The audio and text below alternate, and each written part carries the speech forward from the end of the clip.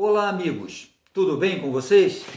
A gente sabe que um dos principais objetivos da filosofia antiga, a filosofia clássica grega, era naturalmente chegar ao logos verdadeiro, chegar ao verdadeiro conhecimento, né? Ou seja, se afastar daquelas armadilhas do senso comum, daquelas armadilhas das opiniões e tentar chegar a conceitos relacionados com os seres e as coisas, conceitos que pudessem ser universais. Enfim, se libertar das opiniões. Platão falava muito em filosofia, que é o amor à sabedoria, e filodoxia, que é o amor às opiniões. Ora, aos filósofos antigos não interessavam opiniões, interessavam verdades, né? Ou conceitos que se aproximassem ao máximo possível da verdade. Mas é interessante que entre os filósofos antigos havia uma escola que simplesmente refutava essa possibilidade. Eu estou me referindo aqui ao ceticismo, aos chamados filósofos céticos. Entre eles a gente pode citar Protágoras, Gorgias, Pirro. Esses filósofos representantes do ceticismo, eles simplesmente afirmavam que era impossível se chegar a verdades absolutas, verdades seguras sobre qualquer tipo de coisa. Havia o grupo do chamado ceticismo absoluto, esses aí eram os mais radicais. O pessoal que representava o ceticismo absoluto negava totalmente a possibilidade de se chegar à verdade. Eles diziam: a verdade não existe, se existisse nós não poderíamos conhecê-la, e se pudéssemos conhecê-la, não teríamos como transmiti-la. Essa frase é uma frase que é do Gorgias, né, do filósofo Gorgias, que era um dos representantes do ceticismo relativo. Pirro, o filósofo Pirro, também engrossava essa opinião aí. Ele dizia que era simplesmente impossível se chegar à verdade porque haviam dois obstáculos para se chegar a ela. Um era a razão e o outro eram os sentidos. Porque a razão e os sentidos seriam um obstáculo, segundo o Pirro, para que nós pudéssemos chegar a verdades absolutas em relação a qualquer coisa. Porque ele dizia: a razão, ela opera individualmente, de indivíduo para indivíduo. Somos todos seres humanos? Somos seres humanos. Porém, a razão, ela atua diferentemente de uma pessoa para outra. Então ela seria um grande obstáculo, a própria razão. E o segundo obstáculo seriam os sentidos. Quando a gente fala aqui em sentidos, a gente está falando da visão, da audição, do tato, do paladar, né? Ele colocava que os sentidos eram uma armadilha. Ou seja, nem tudo aquilo que eu vejo é exatamente aquilo que eu penso que estou vendo, nem tudo aquilo que eu estou ouvindo é seguramente aquilo que eu creio que estou ouvindo.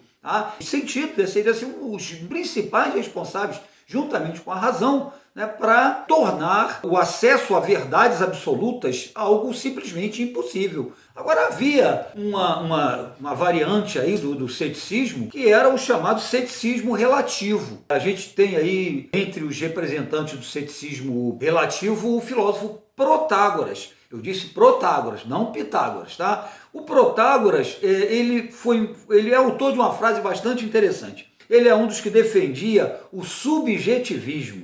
Daí veio a frase: o homem é a medida de todas as coisas. O que ele dizia? Como é que a gente chega ao conhecimento? O conhecimento ele tem duas pontas, né? Tem o sujeito do conhecimento e o objeto do conhecimento. Ou seja, o sujeito do conhecimento é aquele que quer conhecer. O objeto do conhecimento é aquilo que nós queremos conhecer. O que o Protágoras colocava? Nessa relação entre sujeito e objeto, a verdade ela estaria com o sujeito do conhecimento, com aquele que quer conhecer. A verdade não estaria no objeto do conhecimento em si. Cada um teria a sua verdade. Não existiriam verdades absolutas. Daí o nome subjetivismo. Ou seja, a verdade seria algo subjetivo. Dependeria de cada um. Um outro grupo aí, dentro do chamado ceticismo relativo, interessante, é o chamado relativismo propriamente dito. O que esses filósofos que defendiam o relativismo diziam? A verdade ela é relativa ao tempo e ao espaço. Muito bem. O que é uma verdade hoje pode não ser uma verdade amanhã. O que era uma verdade há 100 anos atrás pode não ser mais hoje. A gente tem um exemplo bastante clássico, que é a questão do geocentrismo, né, em oposição ao heliocentrismo. Durante muito tempo acreditou-se que a Terra era o centro do sistema planetário, que inclusive era defendido pela própria Igreja. Depois, Copérnico, né, Galileu comprovaram que não, que o Sol é que era o centro do sistema planetário. Então, prevaleceu o quê? A teoria heliocêntrica. Tá? Então, a verdade do geocentrismo caiu com o passar do tempo. Então, é bastante interessante essa posição aí, porque diz, depende muito do tempo e do espaço, né? O conceito de verdade. O que é uma verdade num determinado espaço pode não ser no outro, numa outra cultura. Tá? Então, o subjetivismo e o relativismo são duas subcorrentes dentro dessa corrente que a gente chama de ceticismo relativo. É bem interessante a gente aqui destacar que os representantes do ceticismo absoluto, quer dizer, do primeiro grupo que a gente falou, como Gorgias, Pirro, que negavam radicalmente a possibilidade de se conhecer a verdade, esses caras eram muito criticados, né, no seu tempo. Sócrates, Platão, Aristóteles, etc., criticavam muito essa visão cética, né, o ceticismo absoluto, porque eles diziam que seria a própria negação da filosofia. E seria assim, o ceticismo absoluto seria uma corrente filosófica estéril, segundo eles, porque não levava a nada, né? Radical, porque negava completamente a possibilidade de se chegar a supostas verdades, ou o mais próximo possível da verdade, que era o objetivo da filosofia clássica, e até, né, eles diziam, trata-se de uma corrente contraditória. Porque quando um filósofo afirma a verdade não existe, ele está cometendo aí o que a gente chama de paradoxo filosófico. Quando eu afirmo que a verdade não existe, eu estou admitindo a existência pelo menos de uma verdade. A verdade de que a verdade não existe. Né? Então isso seria um paradoxo.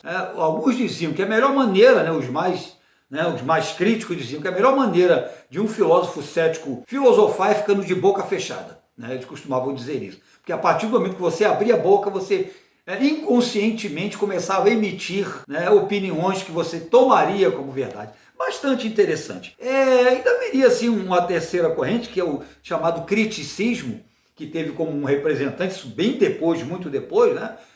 Um dos nomes assim tentou conciliar o ceticismo, né, com o dogmatismo. O dogmatismo foi uma outra corrente que admitia a existência, né, da verdade. O dogmatismo se opunha ao ceticismo.